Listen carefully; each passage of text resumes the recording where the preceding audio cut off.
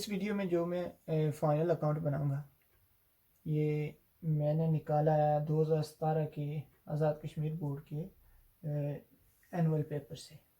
तो इसमें given trial balance के साथ उसने 4 एडजस्टमेंट दी हुई हैं। एक है क्लोजिंग स्टॉक की, दूसरी है वेजेस पेएबल, तो तीसरी है रेंट प्रीपेड और चौथी है डेप्रिसिएशन की। पहली तो जो क्लोजिंग स्टॉक की एक एडजस्टमेंट ये तो वेरी कॉमन, हर एक को तकरीबन पता होता है। जो नेक्स्ट वन है वेजेस पेएबल, इन्हें हम आउटस्टैंडिंग वेजेस बोलते हैं कि हमने देनी थी अभी तक दी नहीं। ये तो हमारा एक्सपेंस बढ़ेगा, दूसरी हमारी लाइबिलिटी भी बढ़ेगी। इसके बाद जो तीसरी है रेंट प्रीपेड की। प्रीपेड मीन्स कि आपने ऑलरेडी पे किया हुआ है, ऑलरेडी पे किया है। तो इस मीन्स के एक तरफ तो वो आपका करंट ईयर में एसेट है, दूसरी तरफ आपके एक्सपेंसेस से वो चीज़ लेस हो जाएगी कि आपने ऑलरेडी पे किया हुआ है। तो आप एक तो प्रॉफिट एंड लॉस अकाउंट में उसे एडजस्ट करेंगे, दूसरा आप उसे बैलेंस शीट में भी एडजस्ट करेंगे। तो इसमें ओपनिंग स्टॉक जो दिया हुआ है मैं वीडियो में दे दूंगा क्वेश्चन जो जैसे कि वो आया हुआ है। तो यहाँ पे ओपनिंग स्टॉक से हम शुरू करते हैं। ये ट्रेडिंग अकाउंट है, यहाँ पे आके प्रॉफिट एंड लॉस अकाउंट बनाएंगे और यहाँ ही बैलेंस शीट बनाएंगे। तो ओपनिंग स्टॉक जो उसने दिया हुआ है, टू ओपनिंग स्टॉक,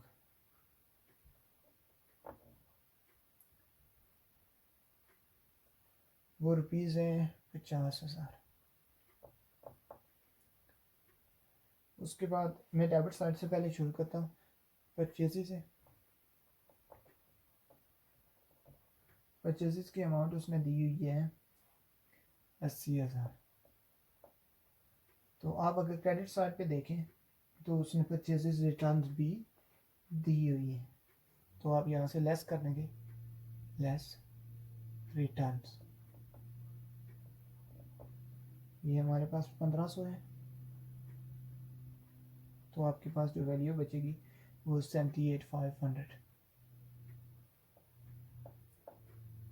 बचेगी। तो उसके बाद नीचे आप आ जाएं तो वेजेस है, जो सेकंड लास्ट डेबिट साइड पे जो सेकंड लास्ट आइटम है वेजेस, टू वेजेस। तो इनकी अमाउंट हमारे पास दी हुई है 1200।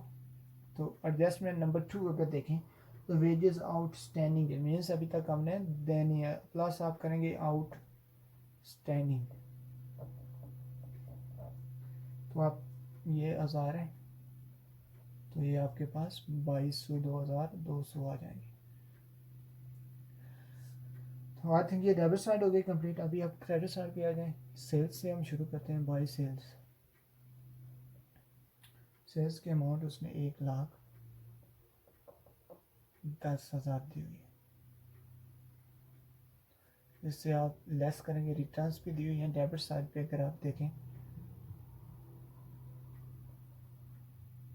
देखें तो 1,000 रुपये उसने रिटर्न्स भी दी हुई हैं। तो ये 1,09,000 आपके पास, 1,09,000 आपके पास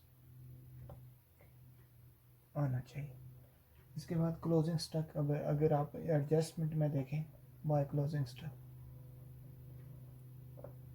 तो एक तरीका हो रहा है कि जो भी चीज़ आप एडजस्टमेंट में होगी वो आपको 2 दफ़ा लिखनी पड़ेगी। जैसे कि ये आउटस्टैंडिंग वेजेस हैं, ये मैंने इधर बैलेंस शीट बनाई है। अगर आप इलादा से बनाना चाहते हैं तो तब भी बना सकते हैं। मैंने ऐसे ही बनाई है, तो मैं यहाँ पे आउटस्टैंडिंग वेजेस कर दूंगा। यहाँ पे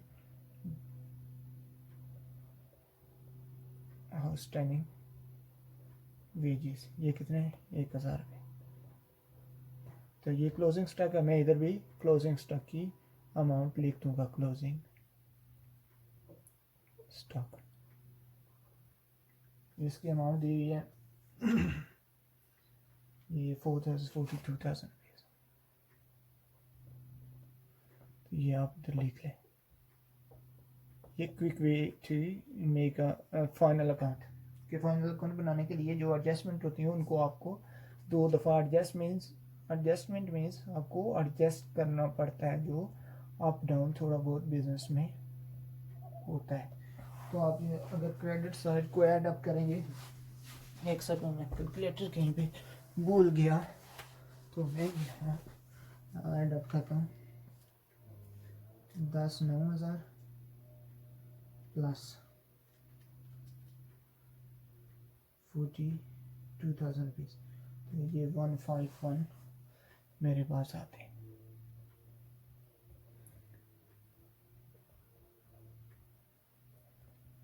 तो इस साइड से मैं ये साइड निकालूंगा जो तो मेरे पास ग्रॉस प्रॉफिट आ जाएगा to gross profit carry down. आप यहाँ से लेस करेंगे तो आपके पास आना चाहिए, ये 50,000 है, मैं इससे 78,500 भी लेस करूँगा,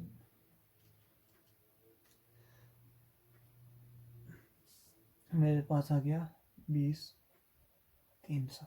तो इसे मैं ब्रॉट डाउन कर लूँगा by gross profit brought down from trading account 20,300। तो मैं पहले क्रेडिट साइड कंप्लीट करता हूँ। अगर आप क्रेडिट साइड पे देखें तो वहाँ पे डिस्काउंट दिया हुआ है, इस मीन्स ये डिस्काउंट रिसीव्ड। अगर वो डेबिट साइड में दिया होता तो हमारा एक्सपेंस था, लेकिन यहाँ पे क्रेडिट साइड पे दिया हुआ था, इस मीन्स बाय डिस्काउंट। ये रुपीज़ हैं 500।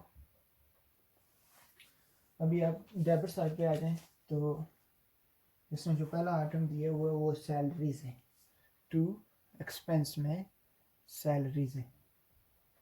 ये सैलरीज की अमाउंट उसने 7,000 दी हुई है, 7,000 रुपीज़। तो उसके बाद इंश्योरेंस है, टू इंश्योरेंस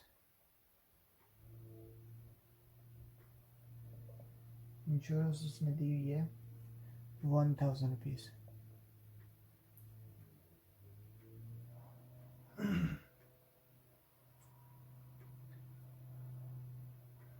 तो उसके बाद रेंट है, टू रेंट। तो रेंट की आप देखें कि प्री पेड रेंट एक एडजस्टमेंट है हमारे पास नंबर सी पे, तीसरे नंबर की जो एडजस्टमेंट है। तो आपके पास रेंट की अमाउंट है 3,500। तो आपने ऑलरेडी पे किया हुआ है तो आप लेस करेंगे प्री पेड, ये 500 है, तो आपके पास 3,000 आ जाएगा। तो यहाँ से आप अगर माइनस करेंगे तो ये एक तरह से आपके एक्सपेंस में कमी हुई है। तो दिस ईयर आपका एसेट भी है, यहाँ पे आप ट्रीट कर लें प्रीपेड एक्सपेंसेस या रेंट कर लें, आपकी मर्जी। ये 500 रुपये से। तो इसके बाद ये जो एडवर्टाइजमेंट के एक्सपेंसेस हैं, टू ADV एडवर्टाइजमेंट, ये रुपीज़ उसने दिए हुए हैं 500। इसके बाद अगर लास्ट एडजस्टमेंट अगर आप देखें तो वो डेप्रिसिएशन की अमाउंट उसने दी हुई है 10% on furniture, to depreciation on furniture कितनी है 10%।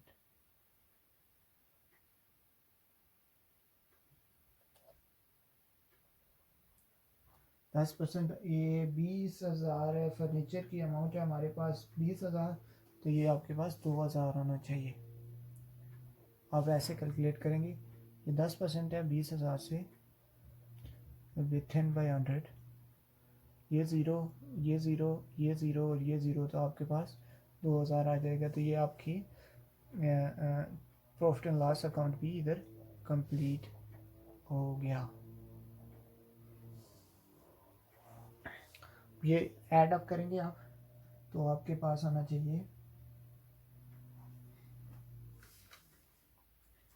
20,300 प्लस 500, 20,800 होना चाहिए।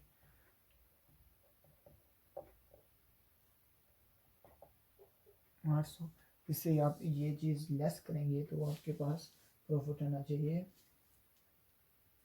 लेस करता हूँ मैं 7,000, लेस 1,000, लेस 3,000, लेस 500, ये मेरे पास 7300 रुपीज़ आ गया। तो यही टू नेट प्रॉफिट आप लिखेंगे ट्रांसफर टू कैपिटल। ये रुपीज़ हैं आपके पास 7300 रुपीज़। तो इसके बाद आप बैलेंस शीट पे आ जाएं। यहाँ पे इसने डेटर दिए हुए हैं। डेटर्स आपके पास अमाउंट है इनकी 12,000। उसके बाद उसने फर्नीचर दिया हुआ है, तो मैं यहाँ पे फर्नीचर को ट्रीट कर रहा हूँ। फर्नीचर की जो अमाउंट है वो 20,000 है। लेस करेंगे आप डेप्रिसिएशन, ये 2,000, तो आपके पास 18,000 आना चाहिए। इसके बाद कैश उसने दिया हुआ है, अब यहाँ पे कैश कर लें 15,500 रुपये से।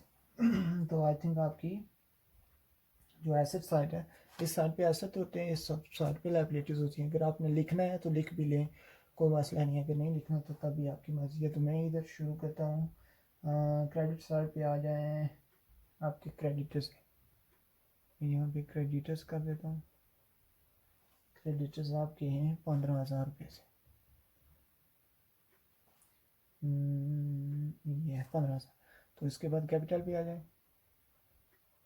कैपिटल में आपने ऐड करना होता है 65,000 रुपीज़। ये 65,200 रुपीज़। तो इसमें ऐड करना होता है आपने नेट प्रॉफिट, तो लेस करनी होती है आपने ड्राइंग्स। नेट प्रॉफिट आपका है 7,300 रुपीज़। आपने यहाँ पे वो अमाउंट लिखनी है, उससे ड्राइंग्स को लेस करना है। तो मेरे पास जो लास्ट एंट्री है वो ड्राइंग्स की 500 रुपये है। तो मैं 73 प्लस 65 200 लेस करूँगा 500, तो मेरे पास 72,000 रुपीज़ आ गए। तो आई थिंक आपकी क्रेडिट साइड भी कंप्लीट होगी। अभी आप यहाँ से आप इसे बंद कर लें, यहाँ और यहाँ से।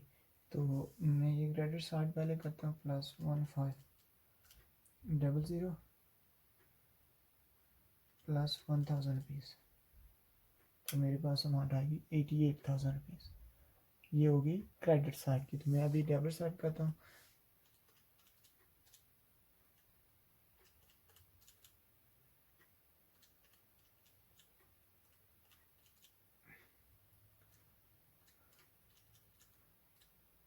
तो ये मेरे इधर भी 88,000 रुपीज़ आ गए। तो क्रेडिट और डेबिट साइड के बराबर है बैलेंस शीट की। तो इसमें से आपका आंसर, आपका क्वेश्चन बिल्कुल सही है। तो ये आपकी ये प्रॉब्लम भी हल हो गई।